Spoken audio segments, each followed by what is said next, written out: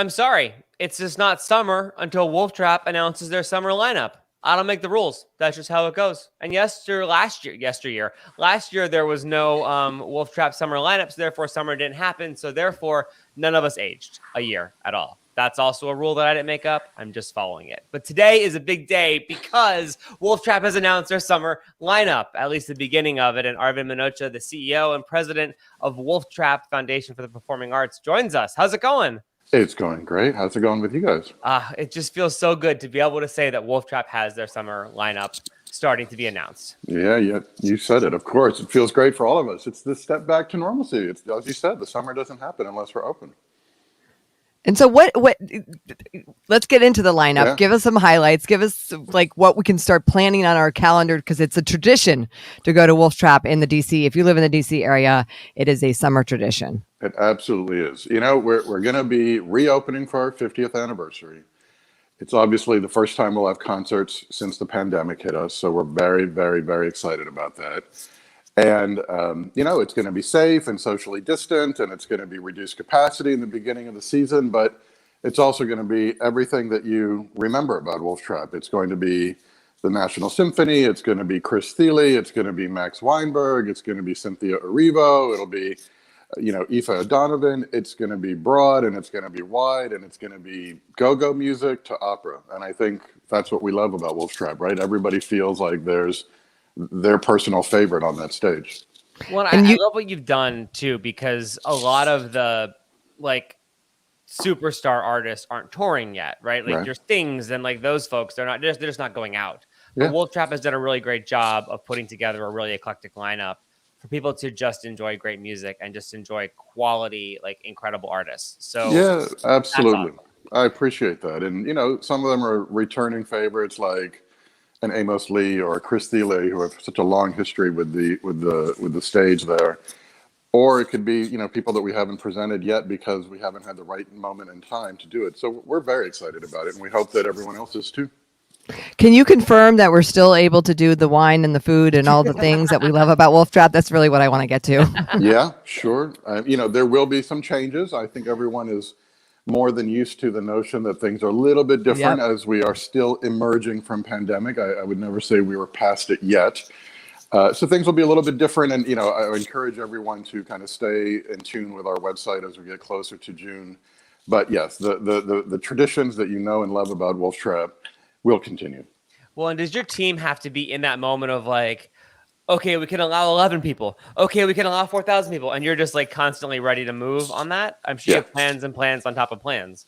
Well, I think that's been the name of the game for the last year. It's, you know, you plan for scenarios A through F, and one of them actually come true. But we're kind of getting used to that. And you're right. I mean, things will change as the summer goes on, which is why we're only announcing through July, because I want to make sure that if things change, you know, for the better in August and September, we can adjust the end of the season to reflect that. So we're going to dole it out a little bit, you know, based on the best information we have at the moment. And as you say, we will be ready to pivot. I think the audience is ready to be flexible because we've all had to be so flexible and patient over the last year.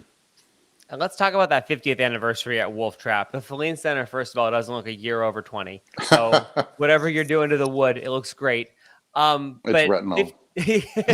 Half a century of Wolf Trap. And maybe people don't know, too, it's the only national park for the performing arts in the U.S. I am so excited that we got like these old school photos because I'm such a nerd like that. Okay. But can you walk us through like briefly the history of how Wolf Trap came to be? Sure. Yeah, sure.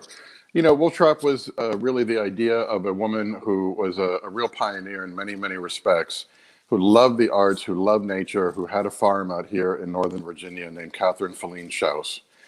And Mrs. Schaus had the idea back in the mid-'60s to work with the government, there she is with Van Cliburn, to work with the government and donate her land to the Department of Interior and the National Park Service for the sole purpose of making America's first and still only national park for the arts.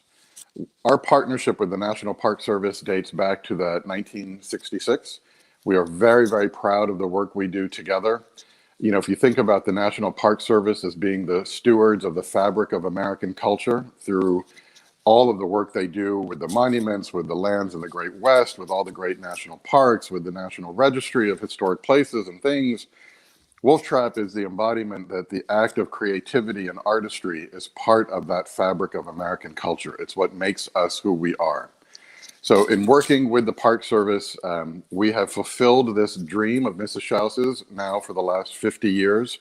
We're very proud of that fact, proud that, this is a venue that is both a venue and a park that is owned by the people. It belongs to all of us who live in this area and across the nation.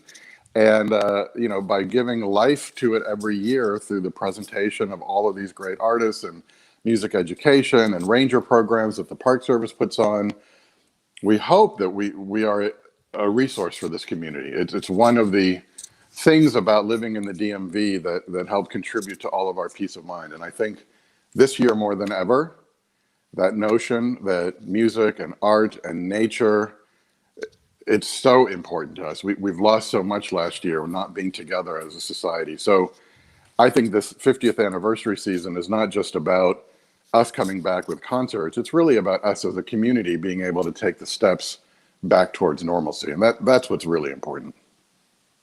Tommy, if you can go back to that photo, was Mrs. Schaus, was she alive for the groundbreaking? Is that her? That's Absolutely. amazing. So she got to see sort of the beginning of her vision take place. Actually, it's funny. She kind of started Wolf Trap as an idea in her early 70s and lived another 20 plus years. So that's great. She saw Wolf Trap through the 70s, through the 80s, and into the early 90s, actually. That must have brought her such joy. I hope, yeah. I mean, I did not have the great fortune of working with her, although a number of people on my team did.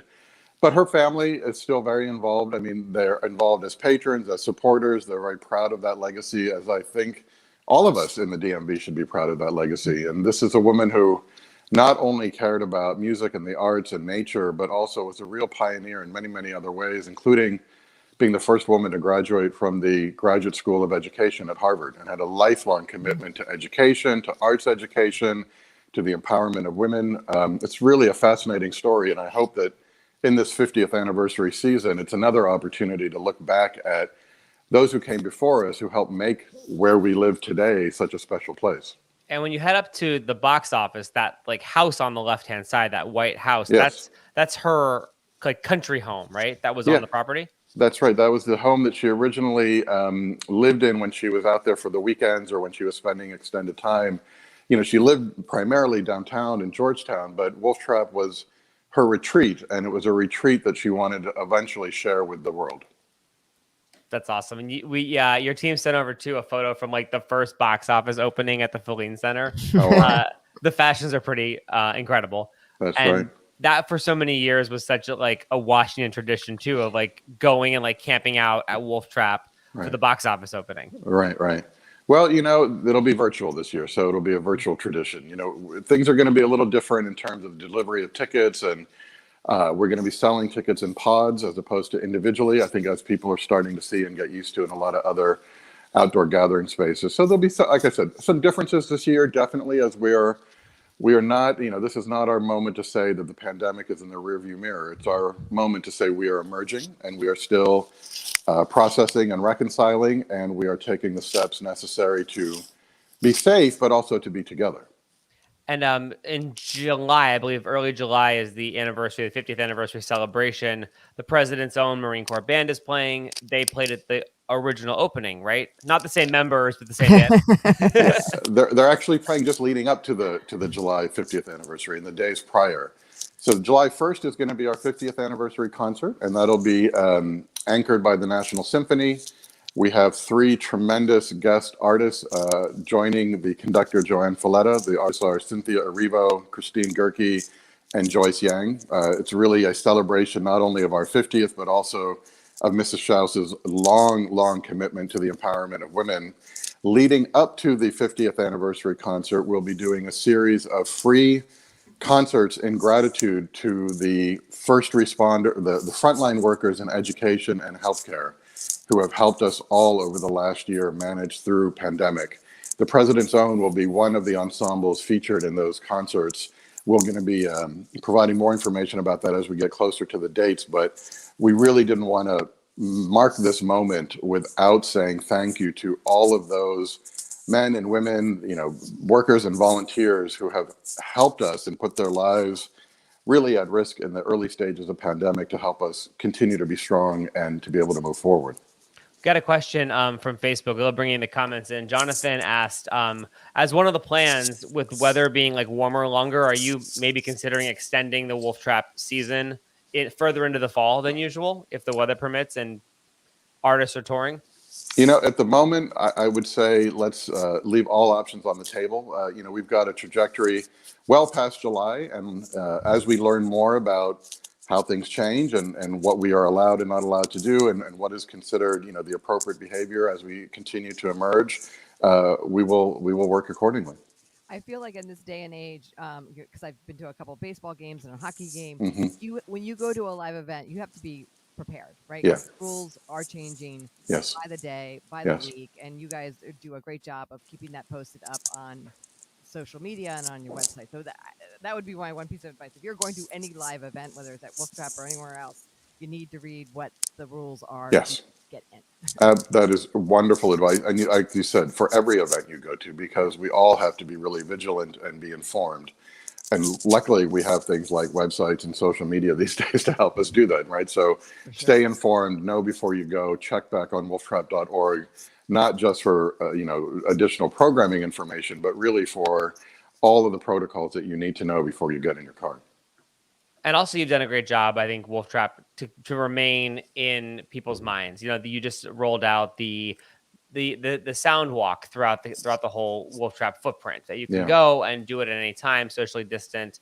And the artist you tapped has a soundtrack basically using an app, which is so far ahead of where we were 50 years ago. Absolutely. It's if you haven't had a chance, for anyone who's watching this, Soundwalk, which is a project of a wonderful composer named Ellen Reed, is essentially an interactive, immersive sensory experience. You walk through the woods at Wolf Trap and experience music that is triggered by where you walk, that came out of Ellen's incredible imagination and artistry. And it is really, like I say, it is totally unique each time you do it. You can go back a couple of times and take a different path and end up with a very different experience. I think it's a really great way to remind everybody of just the immense natural beauty behind the Feline Center throughout our 50th anniversary. Come during the day, go hiking, go see the pond, go to the lake, go to the hiking trails, the wonderful bridges. It's just a wonderful experience. Arvind Manocha, the CEO of Wolf Trap. Thanks for joining us on this big day. I know it's been months and months to get to this point to announce that there's shows coming back to Wolf Trap, and we appreciate you spending some time with us today to share that great news. Well, thank you both for having me. It's like you said, this is a really wonderful morning, so we appreciate sharing the news. As always, wolftrap.org for the latest info, for the latest tickets, for the latest announcements, and follow them on social, all across social platforms to get involved with Wolf Trap. Arvind, thank you very much, and we'll be right back. With Willie Water from WSSC Water, are you excited about Drinking Water Week? Willie doesn't talk. All right, May 2nd through the 8th, we've got Drinking Water Week happening, and when you go to realfunddc.com/waterfund, you're going to learn all about the work WSSC Water does to help support our neighbors who can't afford their water and sewer bills, and get $100 restaurant gift cards from local awesome eateries. So we're helping out neighbors, we're helping out restaurants, and you're having a great meal. How awesome for Drinking Water Week. Go to realfunddc.com/waterfund.